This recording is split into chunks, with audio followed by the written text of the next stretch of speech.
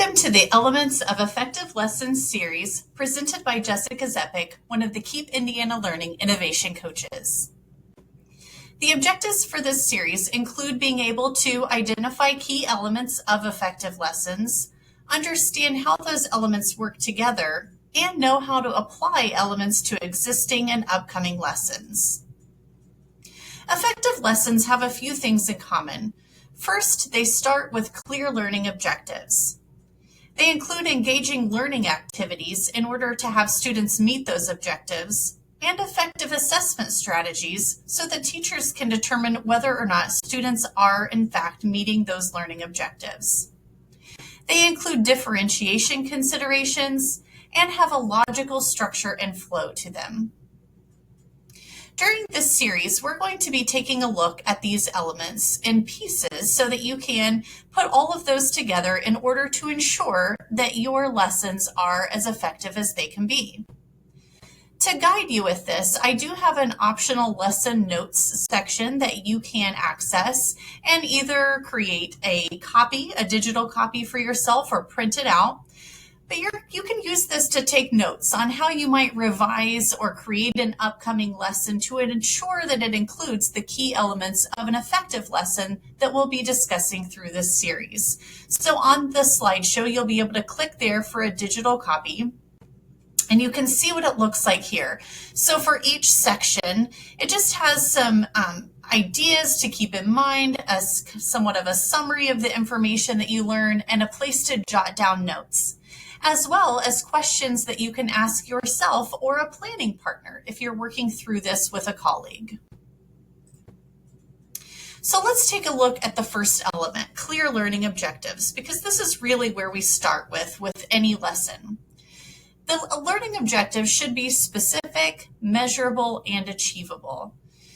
You should clearly articulate what the student should know, understand, or be able to do at the end of the lesson. It should connect to previously learned material, other disciplines, and have real-world applications. The learning objectives should align with the standards, and this ensures consistency in learning. This can also be where your curriculum map comes in. So if you have a curriculum map, make sure that you're following that, again, to ensure that consistency. The objectives should be communicated to students to provide clarity and purpose, and we should expect students to be able to articulate expectations.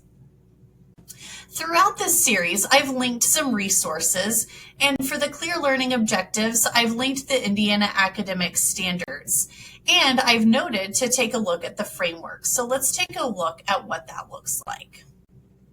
Okay, so when you click that link, it'll take you to the Indiana Academic Standard page within the IDOE. And there you'll be able to find the prioritized standards for different subject areas. I'm just going to go ahead and click on one as an example.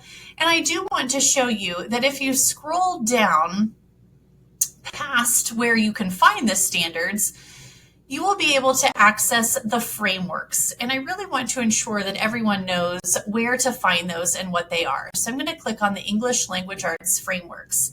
And the nice thing about the frameworks is that they are housed in the Indiana Learning Lab, and any educator in Indiana can get a free account. And what that does is it tracks your PGPs. So when you're accessing these resources, you're also getting credit for learning in this platform. So if you take a look at the frameworks, you can select your grade level band. So just for an example, I'm going to pick a random grade level. And the whole idea behind the frameworks is basically it's a place where educators can unpack the academic standards and guide best practices for instruction and translate standards into learning opportunities for students. That way, when we're thinking about learning objectives, we as educators really understand what the standard is saying and what students should be able to know or be able to do. So let's take a look at what one of the frameworks looks like. The landing page starts with the standard indicator in the left-hand column, and then the standard basically is outlined on the right-hand side. So if you click on that indicator on the left, it will open up a Google Doc. And that is where you can really dive deep into the standard to make sure that you have fully grasped what it is the students need to be able to do and know and understand. And that way you can determine your learning objectives for the lesson. So here's an example. The frameworks includes a learning outcome, the standard, evidence statements, academic vocabulary, these clarification statements. And those are very helpful for teachers to really, again, dive deep into that standard and understand it themselves.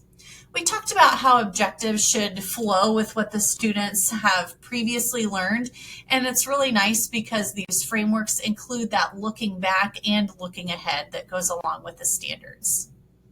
Also included are instructional resources and strategies that go along with the standard. So if you maybe don't have those resources or just looking to supplement, this is a great place to start.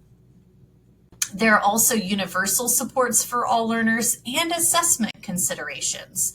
So this is a great place to start with those learning objectives.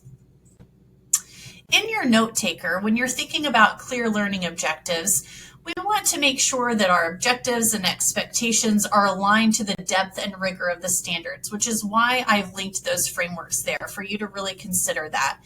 Students should be able to make connections between learning objectives and what they have previously learned, life experiences, and knowledge of other disciplines. So here again is a place for you to note whether or not those things are included or considerations for an upcoming lesson that you're planning. And again, how are we going to ensure that students are able to articulate the expectations and explain those to their peers? Is it something where the objectives are going to be posted or included in a digital resource of some sort? So just a spot to jot your thoughts and ideas of how to ensure that that component is in there. And once you've thought through that, you can ask yourself or a planning partner, is your objective clear and specific? Are the expectations for student performance clear?